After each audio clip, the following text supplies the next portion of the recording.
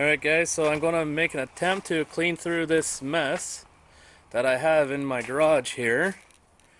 And I'm going to get a snowmobile that's been sitting out in the back and get it stuck over in the corner over here. Put my Harley. This way I can use my ramp here to get the sled on. So we go for a little walk. Oh, we got here. And right there is an old school Arctic Cat ZRT 600 triple, some old school muscle. So I guess we'll try to tidy up the garage and get the sled on the hoist and start working on it. But first off, I think I need to do a little bit of shoveling here. Get rid of this snow so I can get the Harley out in the driveway to spin it around, and then I can pull the sled in.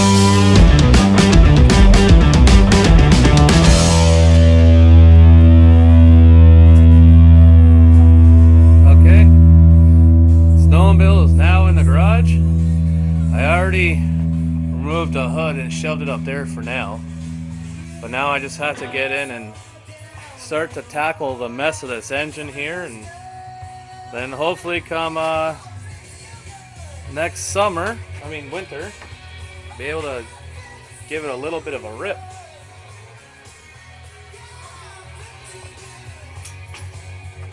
I'll keep you posted.